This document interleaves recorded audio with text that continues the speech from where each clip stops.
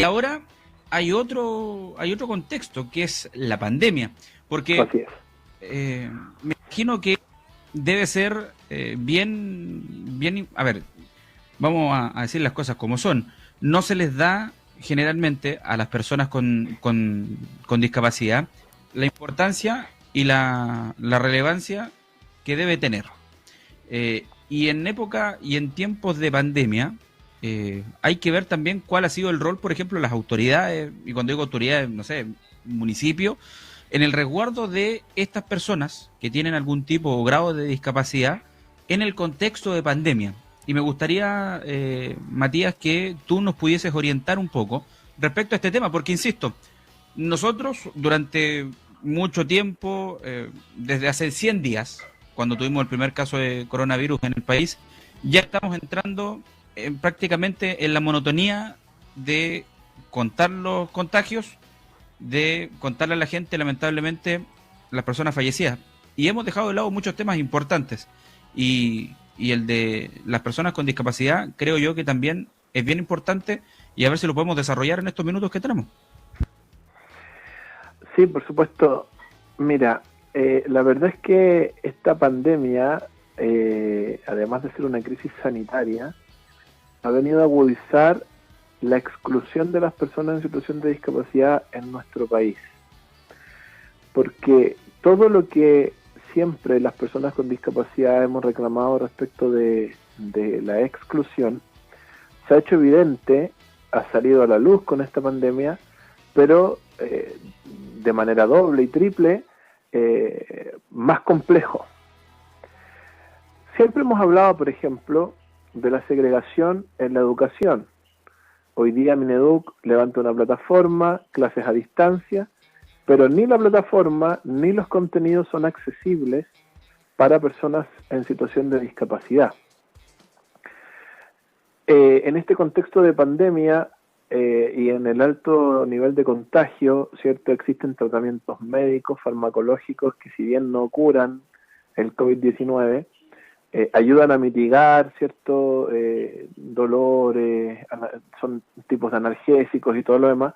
Pero si tú vas a una farmacia, como una persona con discapacidad visual, y le dices, quiero este medicamento y este otro medicamento, claro, el que atiende en la farmacia te lo va a vender, pero tú llegas a tu casa y no sabes cuál es cuál, porque los laboratorios incumplen la normativa de etiquetar los medicamentos en sistema braille para las personas con discapacidad visual.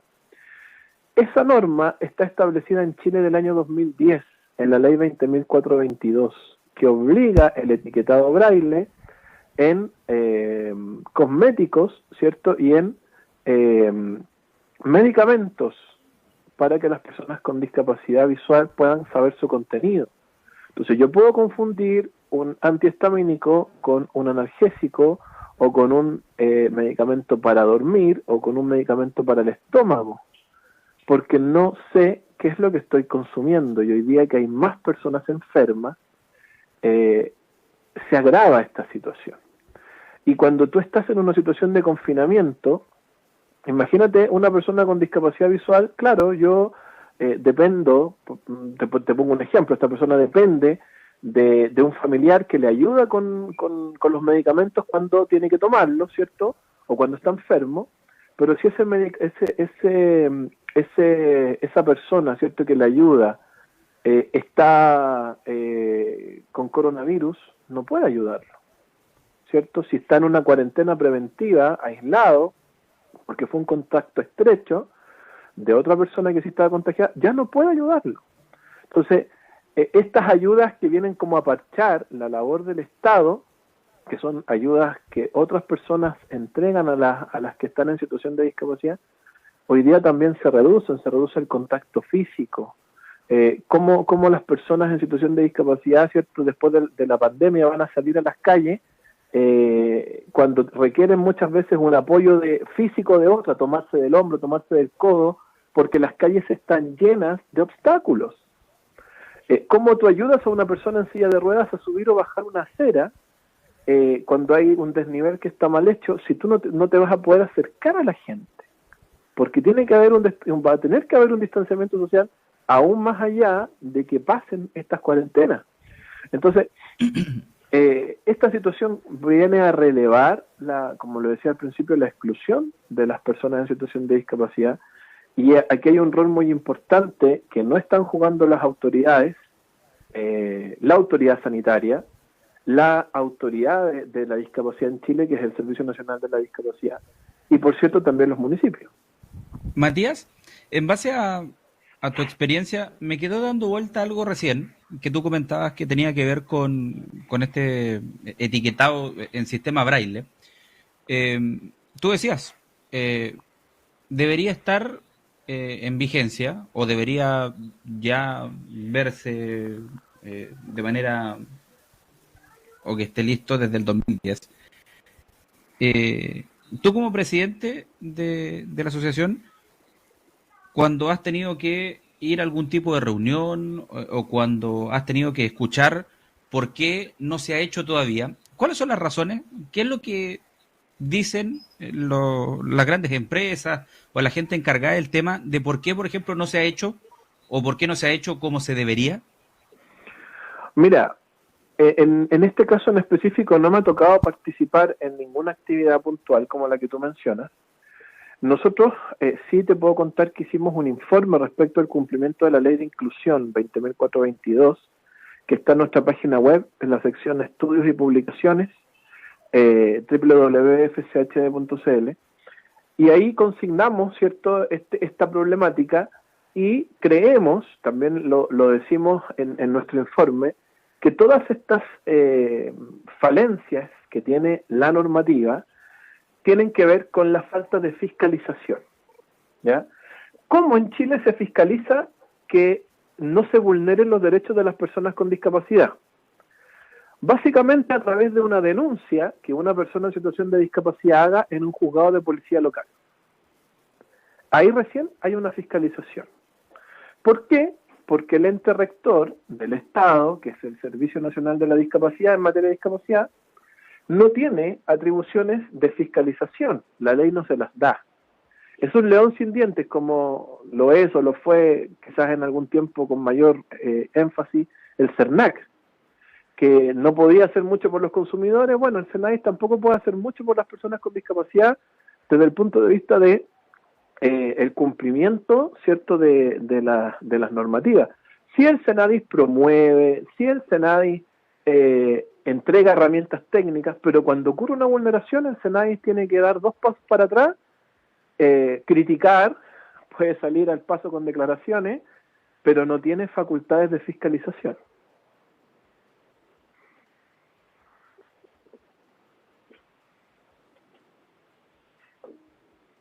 Bien difícil, ahí sí.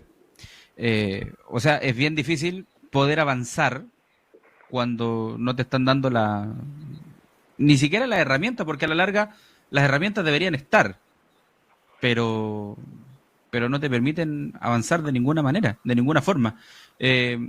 Matías, en lo que tiene que ver directamente y exclusivamente con la pandemia, ¿cuánto ha sido el número de personas con discapacidad que han tenido dificultades, ya sea, no sé, se me viene a la cabeza no poder, y tú lo mencionaste también recién, tener que salir a comprar un medicamento, pero no se puede porque está ahí en cuarentena. Moverse por la ciudad, el rol que han cumplido, y voy a volver a esto, que lo pregunté también al principio, de las autoridades con las personas con discapacidad. ¿Han estado a la altura o realmente estamos y seguimos en deuda? Mira, un principio que usan mucho los políticos y las autoridades, tanto los que son más políticamente duros como los que son más técnicos, es que es importante saber a qué número de personas impacta una política pública para saber si esa política pública es buena o mala. Pero resulta que en Chile no hay datos claros en materia de discapacidad. El último dato oficial es del año 2015, publicado en el año 2016, correspondiente al segundo Estudio Nacional de la Discapacidad, que es una encuesta que tiene varias críticas, pero es el último dato oficial que hay, o sea, hace 4 años. No tenemos una segregación de personas, ¿cierto? De número de personas que hayan sido contagiadas por COVID-19 y que estén en situación de discapacidad. Entonces, si no sabemos eso, casi ningún político podría interesarle entonces, o podría estar preocupado, de implementar una política pública que sea específica hacia las personas en situación de discapacidad. Vimos el caso de Oscar, que falleció, según indican su hermana, ¿cierto?, porque no se le otorgó un ventilador, dado que no era prioridad, según las declaraciones de la hermana, en el hospital para tener acceso a él. Entonces, ¿qué saben las personas que toman decisiones en materia a nombre del Estado, ¿cierto?, porque era un hospital público? ¿Qué saben estas personas de discapacidad? Pues muy poco. Y si saben muy poco pueden hacer. Y si tienen pocos datos, menos pueden hacerlo. Entonces, falta mucho en materia de inclusión y en materia estadística, en materia de resultados, de datos, de encuestas. Hoy día también, por ejemplo, son confusos los datos de la continuidad laboral que han tenido las personas en situación de discapacidad, a pesar de que la ley de inclusión laboral se mantiene vigente. Si miramos las relaciones laborales vigentes entre marzo y abril del presente año, hay un descenso importante que no se había visto nunca antes en la historia de la ley, que va sobre los 4.000 personas. Pero no se sabe específicamente a qué se debe ese descenso. Podemos especular que es por causales de despido relacionados con la pandemia, cierres de empresas, etcétera, pero no se sabe, solo se sabe que hay una disminución de relaciones laborales vigentes. Entonces, si no tenemos datos específicos, nuestro margen de acción es súper estrecho y tenemos que actuar a tientas y tratar de buscar las mejores soluciones con poca información. Matías, ya para finalizar, porque me tengo que ir a la pausa, ¿cómo crees que va a ir avanzando el tema de la discapacidad en nuestro país, más allá del tema de la pandemia? Aunque yo me imagino que en cierta forma igual lo que ha pasado sirve para poder sacar lecciones absolutamente de todo. ¿Cómo crees que va a avanzar esto? Y lo pongo contextualizando con lo que tú me mencionabas, que de verdad me quedo dando vuelta mucho al principio, el tema del braille en la descripción de un producto. Oye, que está desde el 2010. Te cuento, hace poquito me di cuenta que me estaba tomando un medicamento que no correspondía al horario. Imagínate. Porque no tiene etiquetado. Por eso yo en este horario generalmente la gente me dice, oiga, baje la revolución, no reclame tanto. Pero ¿cómo no te va a dar rabia? ¿Cómo no te va a dar bronca que así como a ti te pasó, a otras personas y a otras muchas personas también les ha pasado porque dependen de algo que no está incorporado? Y no está incorporado porque simplemente no lo quisieron incorporar, porque vamos a decir las cosas como son. O sea, si está en la ley que tiene que ser con sistema braille y no está, ya se están saltando la ley. Y es porque no lo quieren hacer. Entonces, Matías, ¿cómo se proyecta? ¿Cómo proyectas tú la situación de las personas con discapacidad en nuestro país? Mira, un paréntesis antes de eso. Nosotros como fundación ponemos estos temas sobre la mesa, no reclamando, sino que para que sean visibles, y también siempre vamos a tener propuestas claras para que las cosas que nosotros decimos que se incumplen puedan ser cumplidas. Y de eso pueden ser testigos en todas las publicaciones que tenemos en nuestra página web. Ahora, respecto de la pregunta que tú me haces específicamente, hay muchas cosas que en las cuales las personas en situación de discapacidad van a tener que reinventarse, ¿ya? Formas de hacer las cosas que son completamente nuevas, diferentes, pero desde un punto de vista global, considero urgente que una vez que esta pandemia termine, se proyecte en un corto plazo hacer un nuevo estudio nacional de discapacidad, porque a raíz de esta pandemia del coronavirus se va a aumentar el número de personas en situación de discapacidad en nuestro país, ¿ya? Hay las personas que no lograron recuperarse bien de la enfermedad, que quedaron con secuelas tanto de la enfermedad como del uso, por ejemplo, de los respiradores mecánicos, y así sucesivamente. Y es importante que la sociedad civil siga informándose, siga conociendo respecto de las personas con discapacidad. Hoy día estamos viendo más empatía en las personas en cuanto a la inclusión de las personas que están en situación de discapacidad, pero faltan políticas públicas que sean contundentes y que vayan a las necesidades específicas de las personas en situación de discapacidad. Hay que reformar un montón de situaciones y eso el Estado de Chile tiene que tomar nota y empezar a trabajar en eso. Perfecto. Matías, yo te quiero agradecer, insisto, los minutos para poder conversar con nosotros, conversando de un tema que generalmente no se le da la importancia, la relevancia que debería tener. Y muchas gracias por regalarnos estos minutos de tu tiempo para poder conversar respecto a este tema. Así que, Matías Poblete, presidente de la Fundación Chilena para la Discapacidad, te agradezco enormemente estos minutos. Muchas gracias a ti y a todos los que nos han escuchado, a la radio, por darnos este espacio. Que estén muy bien.